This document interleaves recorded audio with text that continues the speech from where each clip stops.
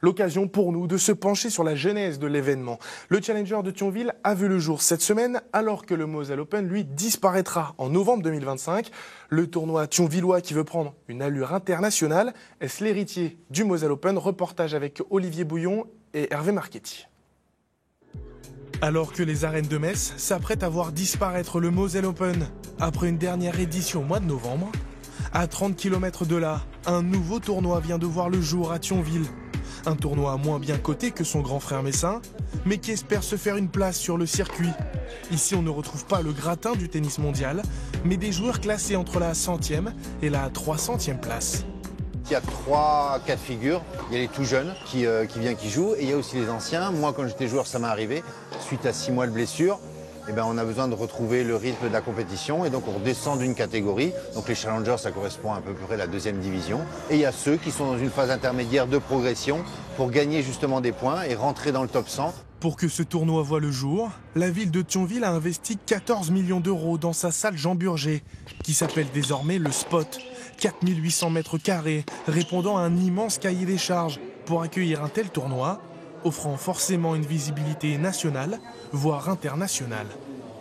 Ça donne vraiment véritablement une image à Thionville d'une ville à la fois très sportive, très ambitieuse. Ça va permettre effectivement de réinscrire la Moselle sur le circuit des grands tournois, là dans le cas présent, de donner des vocations aux plus jeunes. C'est Hugo Humbert qui expliquait que sa passion était venue d'aller régulièrement au Moselle Open. Et donc c'est important d'avoir ce type de tournoi sur un territoire. Susciter des vocations et maintenir la Moselle sur la carte du tennis français, ce tournoi offre aussi une belle vitrine au club de Thionville. C'est de faire découvrir le tennis à un plus grand nombre de personnes, d'augmenter la visibilité. Bien que voilà, on a quand même un très beau club de tennis avec le Tennis Club de Thionville qui compte plus de 820 licenciés, c'est vrai, c'est une chose, mais je veux que cet événement-là, Thionville Open, soit vecteur d'un message fort autour du sport. L'ombre du Moselle Open plane sur ce nouvel événement. Déjà parce que les actionnaires principaux sont les mêmes, Jo-Wilfried Tsonga et Thierry Assion, via leur société All In Moselle. Julien Bouter et Yves Henry sont eux respectivement directeurs et présidents des 2 tournois.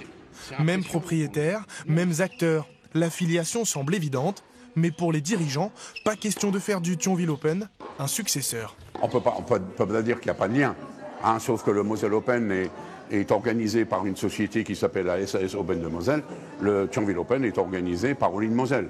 Même si All In Moselle est l'actionnaire majoritaire du Moselle Open, c'est un autre débat. Je ne sais pas l'héritier, il n'y a pas d'héritage, il y a 2 choses totalement différentes.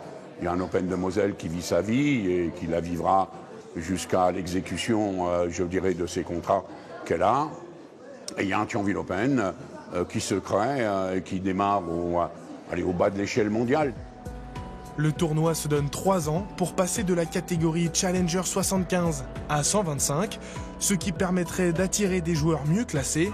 Mais pour voir aussi loin, il faut déjà satisfaire l'ATP, qui décidera ou non du maintien de ce tournoi au calendrier l'an prochain.